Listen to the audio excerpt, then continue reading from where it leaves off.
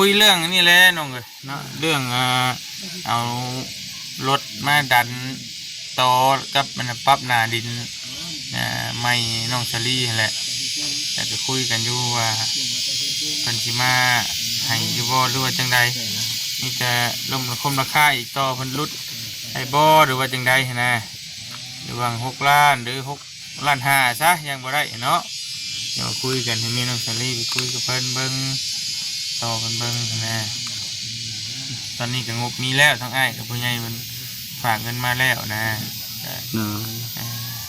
ดีดีใจ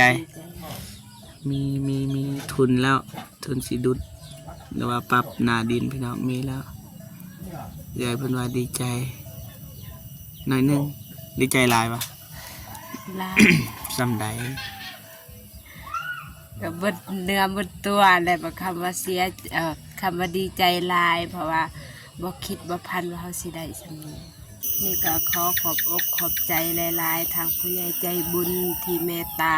สงสารที่โอนให้เงินให้ปรับหน้าดินให้น้องชาลีกับแม่ชาลีก็ดีใจหลายที่ให้ชีวิตใหม่กับแม่ชาลีกับน้องชาลีแม่ชาลีก็ดีใจคือกันขอให้ทางผู้ใหญ่ใจบุญสุขภาพแข็งแรงพัฒนาสิ่งใดให้ได้สิ่งนั้นขอให้จงเจริญไปทางใดก็มีคนหักคนหอมคนหักคนแพงเฮ็ดธุรกิจยังก็ขอให้เจริญรุ่งเรืองให้ก้าวหน้าขอให้พัฒนาสิ่งใดให้ได้สิ่งนั้นเด้อสาธุสำหรับคลิปนี้จะรอรายใจหางเราจะให้ทางน้อง จ้ะพี่น้องกำลังกินข้าวกินน้ำปกติน้องกินยังแต่ละมื้อกินมีแหละกินมีนะตอนเรามีมือก็จำแจวกินจำแจวกินนะอันนี้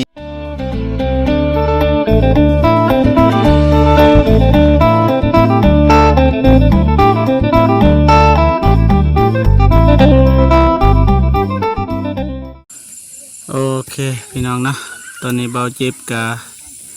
ได้เดินทางมาหอดบ้านทงวายเนาะตอนนี้กะเบาเจ็บกะมาหอดที่ดินน้องซาลีคือเก่าพี่น้องเนาะวันนี้กะเห็นน้องซาลีน้องฮานแล้วก็แม่ของน้องซาลีกำลังขุดอยู่พี่น้องเนาะเบาเตียงเพิ่นกะท้ายไปทีมห้อยนะแต่ว่าตอนนี้กะแม่น้องซาลีกับน้องซาลีก็พากันกลับพี่น้องเนาะเพราะว่ามีทุนจากผู้ใหญ่ใจดีนะเพิ่นให้พักว่าซั่นซะบ่ให้เฮ็ดต่อนะเพราะว่ามีทุนแล้วสิเอารถฟอร์ดรถอย่างละมาไทยพี่น้องเนาะก็เลยให้แม่น้องซาลีกับน้องซาลีหยุดไปก่อนพี่น้องเนาะก็ดีใจนำน้องซาลีนะประมาณนี้นะทีมงานในเตียงเพื่อนจะพูดตากแดดอยู่แบบนั้นพี่น้องเนาะส่วนน้องซาลีกับแม่น้องซาลีกับพากันเมื่อพี่น้องเนาะที่จริงกับเมื่อนั้นกับทีมงานเฮาวางแผนป่าสีคุดเนาะหรือว่าหาทางหาคำคิดคำเห็นแต่ละคนเนาะก็บริวาให้ขุดเลยนะพี่น้องนะแต่ว่ามาเจอมันนี่ก็เห็นน้องสาลีกับแม่น้องสาลีก็กำลังขุดเนาะ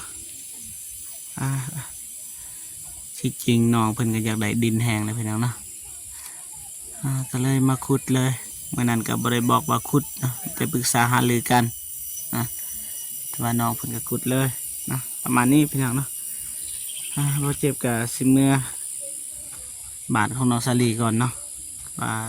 ตอนนี้อยู่เทิงน้องซาลีน้องอยู่เทิงนะกับบ่าวอนงเพิ่นกำลังถ่ายทำอยู่พี่น้องเนาะแต่ว่าเราเจ็บซีเมื่อถ่ายอยู่เฮือนก่อนพี่น้องเนาะไปโอเคพี่น้องเนาะตอนนี้เราเจ็บกับมาหาแม่ของน้องซาลีพี่น้องเนาะเอื้อยขุดมาจากมือเลยต่อใหม่2 มือกับมือนี่2 มือแต่ว่าบุคืบหนานะ แต่ว่าเห็นอยู่ทั้งความตั้งใจก็ได้หลายเติบอยู่แต่ว่าก็บ่ฮู้ว่าเหตุผลหยังเลยคือว่าเลิกไวมื้อนี้นี่ ที่มาเตียงมาฮอดแล้วก็บอกให้พักแล้วเห็นว่าเมื่อยแห้งแล้วก็บอกให้พัก อ๋อบอกให้พักเลย เนาะ จะได้เรื่องเงินคำมีเบิดหรือเปล่า บางเตียงว่ามี มี ซ้ำมานั้นแปลงดิน แปลงดินมีแล้ว7 ล้านเนาะก็เลยให้เอื่อยพักเนาะว่าน้องสลีเนี่ยบ่ได้พักวะ ยังมันก็มีอย่างเดียว ยังบ่ทันมาเนาะ เนาะ โอเคว่าน้องเพิ่นมาก็สิถามน้องเพิ่นเติมพี่น้องเนาะแต่ว่าตอนนี้ก็นั่งคุยกันกับแม่ก่อนพี่น้องเนาะเมื่อยปะ เมื่อย เมื่อยแหง เมื่อยก็สู้ เมื่อยกระสูเนาะน่าอยากได้ อยากได้ ทำอิฐทีมงานเฮาก็บ่ได้บอกให้ขุดเด้ มันเป็นแบบนี้แบบ เขาได้หูยินว่าทีมงานเนี่ยเว้ากันว่าบ่มีเงินแบบมีงบยังบ่ทันมี เนาะ ก็เลยแม่ชลีตัดสินใจบอกลูกแล้วก็หลานๆมาซอยขุดเขาสิขุดสำใดเขาเฮ็ดได้เขาซอยทีมงาน ก็บ่แม่นซอยทีมงานเลยซอยตัวเอ ซอย ง ตัวเองแบบเห็นทีมงานกับเสาคือกันเพราะบ่มีงบคือกันแบบอีต้นน้องสลี ก็เลยพากันขุดบัดนี้ โด เนาะ ย อ่าที่จริงกับทีมงานเฮาก็ปรึกษากันว่าสิเฮ็ดแนวใดนะเพราะว่าเฮาบ่มีเงินสิพากันขุดบ่อแบบนี้ปรึกษาแต่ว่ามามื้อนี้ก็เห็นเอื้อยกับน้องสลีแล้วก็หมู่ของน้องสลีมาซอยก็โอเคแต่ว่า เห็นทั้งความตั้งใจอะไรอยากได้ดิน โดย แต่ว่าก็มีบุญแน่เลยมีผู้ใหญ่ใจดีเพิ่นช่วยเหลือทางเบาเตียงแล้วก็ทางเบายาวเบายาวเพิ่นก็ส่งมาให้เบาเตียงตอนเสาร์ฮันเพราะว่าทีมงานเราก็อยู่นำกัน ตอนเบายาวเราส่งเงินให้นะก็โอเคสวัสดีมื้อนี้ก็ทีมงานเราเลาะไปหาอ้ายหยังแหละผู้มีรถดินนะ ตอนเรียบ เดี๋ยวเรามีรถหยังก็ รถทอดบอก รถพอร์ตเทคเตอร์คูโบตานะรถนั้นแหละแต่ว่าไปเห็นอายเราไป เอารถไปน้ำอีกก็เลยเอาเป็นมืออื่นซะเบาเจ็บก็เลยเอาเบอร์ของอายเพื่อนไว้นะวันนี้พี่น้องมันแต่ว่าเบาเจ็บสิประสานงานมืออื่นว่าสิเป็นอะไรฝ่ายเตียงเพื่อนฝากนำเบาเจ็บให้ประสานงานแต่ว่าทางเบาเจ็บกับท่านมีเงินนะบ่มี แต่ว่าก็มีน้ำเตียงทองก็โอเคน้ำเบายาวแน่ก็สมทบกันก็พอดี7 ล้านจังไรบ้านี้มีดินดีใจ มีทุนแล้วทุนสีดุดหรือว่าปรับหนาดินพี่น้องมีแล้วยายเพิ่นว่าดีใจหน่อยหนึงดีใจหลายปะ ลา สำใด ก็เบิดเนื้อเบิดตัวแล้วบ่คำว่าเสียคำว่าดีใจหลาย เพราะว่าบ่คิดบ่พันว่าเขาสิได้สำนี้ บ่คิดไม่แต่ว่าเอื้อยคือว่านี่ขุดอย่างเดียว โดยคิดว่าสิขุดอย่างเดียว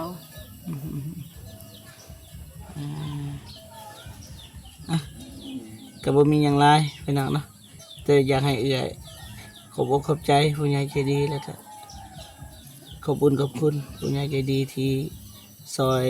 อันนี้แหละเงินปรับหน้าดินเนาะเบิ่งใส่กล่องแล้วก็ขอบอกขอบใจและอวยพร นี่ก็ขอขอบอกขอบใจหลายๆทางผู้ใหญ่ใจบุญที่เมตตาสงสารที่โอนให้เงินให้ปรับหน้าดินให้น้องชาลีกับแม่ชาลีก็ดีใจหลาย ที่ให้ชีวิตใหม่กับแม่ชาลีกับน้องชาลีแม่ชาลีก็ดีใจ คือกันขอให้ทางผู้ใหญ่ใจบุญ สุขภาพแข็งแรงพัฒนาสิ่งใดให้ใดสิ่งนั้น ขอให้จงเจริญ ไปทางใดก็มีคนหักคนหอม คนหักคนแพงเฮ็ดธุรกิจหยังก็ขอให้เจริญรุ่งเรืองให้ก้าวหน้า ขอ อให้พัฒนาสิ่งใดให้ได้สิ่งนั้นเด้อสาธุ โอเคพี่น้องนะไม่ได้ว่าเบาเจ็บสิแล้วถาน้องสลีเพิ่นก่อนก็สิถามน้องเพิ่นอีกเนาะ โดย ขอบใจเลยฝากพรได้บ่รบกวนแล้วโอเคเป็นสบายดีบ่โก โดยสบายดี มาแต่เช้าบ่ มาตั้งแต่10 โมงแต่เช้า ไหวนะ ไปนะมาซอยแม่มัน อ๋อ ให้น้องสลี โอ้เอิ้นแม่เอิ้นเอื้อยก็ได้บ่ทันทำ มีแล้วให้ สบายดีอ้าย ไปดีเด้อ สบายดีอ้ายอานงมาสั่งนะมาสัมภาษณ์อ้ายต่อพี่น้องเนาะเห็นนั่งสู้กันบ่ว่าสู้เรื่องหยังไง คุยเรื่องนี่แหละน้องเอ้ยเนาะเรื่องเอารถมาดันต่อกับมันปรับหน้าดินไม่น้องสลีนั่นแหละแต่ก็คุยกันอยู่ว่าเพิ่นสิมาให้อยู่บ่หรือว่าจังใดนี่จะลมคมราคาอีกต่อเพิ่นลดให้บ่หรือว่าจังใดหั้นนะหรือว่า6 ล้านหรือ6.5 ล้านซะยังบ่ได้เนาะเดี๋ยวคุยกันให้มีน้องสลีไปคุยกับเพิ่นเบิ่งต่อเพิ่นเบิ่งหั้นนะตอนนี้ก็งบมีแล้วทั้งอ้ายกับผู้ใหญ่เพิ่นฝากเงินมาแล้วนะก็ เนาะ ถ้าเพิ่นมาโอเคก็แม่นบื้นไงเพิ่นมาเฮ็ดเลย อืม มานั่งดีกว่า มาเนี่ย ใกล้กันพี่ก็ได้ อ๋อ ไก่ เมื่อยเพราะนั่งกันเลย เพื่อนนี่นะ ตั้งเลยเนาะ เมื่อยปะ อืม นี่ข้าวก็ยังบ่ได้ ใจ กินไก่อืม โอ้ได้ไก่มาได้ใช้วันนี้ ใจเบาเตียงให้ อ๋อ ไก่บ่เตียง อันนั้นเรื่องใหม่นะใหม่โตมันลมใส่ดินเขาเสียจังไงอ่ะ นี่จะหาทางให้ทั้งนี่เพิ่นหาลูกหาหลานหาพี่หาน้องอะไรมาเก็บออกก่อนตัวมันใหญ่เอาออกบ่ได้ก็เดี๋ยวเฮาจะให้ทั้งจ้างเพิ่นเอาจักรสตินมาบ้านแล้วเขาออกมันมี2 กรณีนะถ้าว่าให้แม่ทะเลไปถามคนในบ้านนี่เพิ่นอยากได้เฮ็ดพื้นให้หยังเพิ่นมาตัดเอาให้เพิ่นเอาไปมันเฮ็ดหยังบ่ได้ เดี๋ยว ก็ประมาณนั้นก็จะเก็บความสะอาดให้เพิ่นนั่นแหละ เดี๋ยว แต่มันก็บ่ทันที่ทันใจแล้วก็ค่อยเอาออกมือเล็กมือน้อยก็เพิ่นจะปลูกหันปลูกนี่เด้ปีเพิ่นเนาะ เดี๋ยว 2 อย่างนี่แหละเอา2 อย่างนี้ก่อนเก็บไม้เก็บตอกเคลียร์ทีแล้วก็หาปรับดินให้มันเพียงแต่เขาจะคอยเว้ากันเรื่องเฮือนเรื่องซ่านแบบนี้ว่าจะเอาจังใดจังหาไม้หาตอกก็หาสร้างหางบพร้อมแล้วงบมีเรือนแล้วก็ยังบ่มีนะตอนนี้มีแต่งบปรับดินซื้อประมาณนี้ บาทใหม่เก่าเขาดิใหม่โต ไม้เก่าก็เบิ่งตัวใดมันเอาได้ก็เอาตัวใดหมดกินก็บ่เอาแล้วก็ซื้อเอาไม้ประมาณนี้ว่าทันหมดกินแล้วเขาเฮ็ดไปมันก็บ่ทนคือเก่าแล้วมันก็หมดกินเบิดเฮ็ดเฮือนใหม่เลยยากนิดนึงพี่น้องในใจคือดูใกล้อันนี้เนี่ยเพิ่นคือเล็กพุ่นแหละแต่เพิ่นเฮ็ดเป็น สามีเนาะนี่เจ้าพูดเจ้ายัง สร้างเพิ่นเฮ็ดเล็กแต่เล็กเป็นอยู่บ่ พูดเนาะ บ่อึด เอาเล็กไปเลยนะ ลานบ่าวนงก็เฮ็ดได้อยู่ ได้ยุ่ เอาเบิ่ง สร้างอันนี้สร้างตัดเป็นได้ยุ่ ไฟเฟ้ยต่อทอดบ่ประเด็นมัน ไก่ อ่า ขอน้ำพี่น้องก่อนก็ได้ ไฟอีกยากกว่าไฟเล็ก แม่ นะ ยากก่อน อ่า หลายล้านอยู่ บ่มีตัวหลักไฟซับมีบ่ บ่มีดอก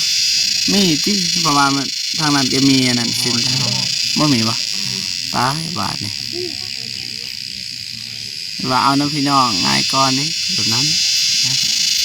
เอาน้ำพี่น้องอันนี้ น้องก็ได้อยู่แต่ว่าประเด็นมันทับไปไกลกันนั้นถึงมั้งนะมันใช้ไฟลายอยู่แล้วมันเป็นจักโตแบบไรแต่โตมาโตกันคือกันอย่างนี้ก็บ่ได้เลยไฟมันอ่อนนะกันไฟ เชื่อมบ่ได้มันใส่หลายเกินต้อง200เช้าเต็มไม่เงี้ย จักจันจักจัน จักจันห้องแบบนี้เนาะ เดี๋ยว 4 โมง จักโมงเลย 4 โมงอ้าวโอเคขอบใจอ่ะ เลย ได้อ๋อว่านกตลอดนะ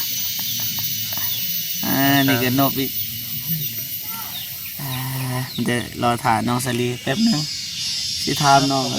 2-3 ความก็โอเคแล้วก็สิจบคลิปได้มาพี่น้องนะไปหาน้องสาลีก่อนแป๊บนึงพี่น้องนะสบายดีเนาะ โดยสบายดีเบิร์ดสุคนเด้อก ำลังเฮ็ดหยัง แสดงพาเขาพี่ เพลงว่าเขาสิกินข้าวแล้ว โดย ล้างถ้วยไปนะล้างบวงได้หยังกิน นี่ กินมี โดย มีไผเอามาให้ โดยตาบอนม บ้านต้องเอาให้ปะ โดย แกได้พี่น้องนะเหนื่อยปะ เมื่อยอยู่แต่ ป ว่า ลาช่วยหนาหรือว่าเหือ เรือ ปัดเถอะพี่น้องนะสามอาบน้ำไปสบายดีแม่เท่าสบายดีพ่อเท่าสบายดีบ่าวตูนเท่า มาดีแล้ว ได้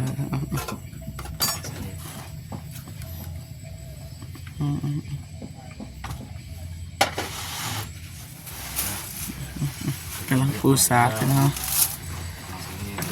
มซาเราไว้เนาะเป็นทีหอยแม่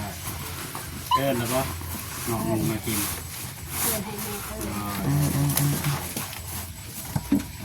ถูกมันได้น้องสันลีมาเตะเบียร์กับมาแตงข้าวให้น้องให้นุ่งให้แม่กินข้าวพี่น้องเนาะมาข้าวเลย มาว่า พอฉันล้างมือน้องได้ มี3ห่อ โอเคพาข้าวมาแล้วนะ มันแดงบึ้ง เอาเจ็บก็บ่เคยเห็นนะน้องสันลีเพิ่นกินข้าวเนาะ ด่า วันนี้เป็นมื้อแรกว่าซั่นซะ ดีแล้ว ตกกัน โอเคเริ่มนะพี่น้องเนาะมา ทำมาเลยมาเท่าไม่เท่าก็กินบ่ มืดเลยพี่น้องมืดตึ๊บพี่น้องกินมี มาล้างมือกินข้าวบ่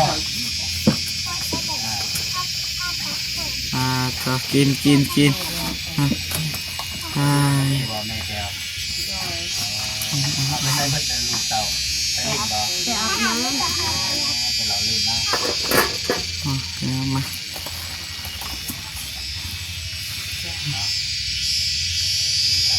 โอเคพี่น้องนะ โดยมากินบอลเบาตื่นเบอร์เจ็ดกูกินบ่ เซฟไอ้กินมาแล้ว ทุ เด้อก คนและผู้ใหญ่ใจบุญมากินน้ำกันเด้อ เด้อ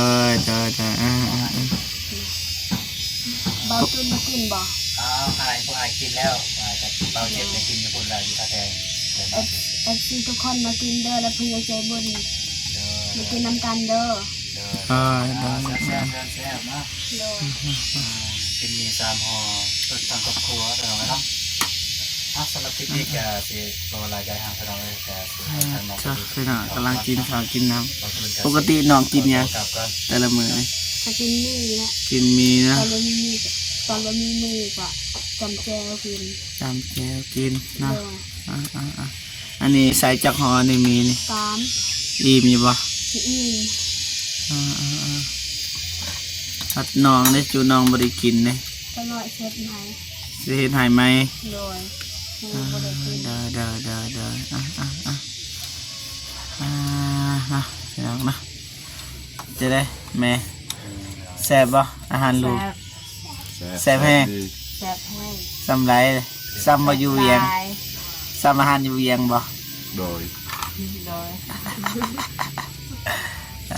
พ่อเฒ่าแซ่บบ่พ่อเฒ่า แซ่บดี แ แสบเนาะไม่เท่าบ่ปากเลยแต่ไม่เท่าเนาะกินอย่างเดียวอ่ะกินอ่าโอเคพี่น้องเนาะพอเจ็บสีคอโตอ่ะกลับก่อนพี่น้องเนาะว่าทีมงานเฮากระถ่ายแต่โดนแล้วพี่น้องเนาะแต่ศิลาไปก่อนพี่น้องเนาะโอเคไม่แต่ว่าเบาเจ็บคอโตกลับก่อนเด้อ โดย สู้ๆเด้อ โดยสู้ โดยไม่แต่มืออื่นหาคนอนามัยดินเข้าเบื้องนี้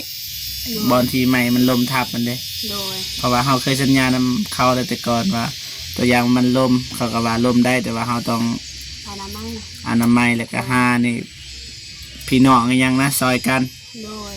เด้อโอเคกลับก่อน โดย เด้อกินโอเคพี่น้องเนาะตอนนี้ว่าเจ็บจะได้มาถ่ายทอดวิถีชีวิตของน้องซาลีเนาะก็ประมาณนี้พี่น้องเนาะจะได้ก็ขอบคุณเนาะคนใจดีและFCทุกท่านเนาะที่เข้ามาให้กำลังใจเบาเจ็บตลอดมาจะเบิ่งคลิปเบาเจ็บนับแต่จนจบพี่น้องเนาะคลิปนี้ก็บอกอะไรไงห่างพี่น้องเนาะเบาเจ็บสิคอโตเมื่อบ้านก่อนพี่น้องเนาะแล้วก็สิจบคลิปไปก่อนเนาะเอาไว้เจอกันคลิปหน้าเนาะสำหรับคลิปนี้ขอกล่าวคำว่าสบายดีเด้อนะบ๊ายบายพี่น้องเนาะ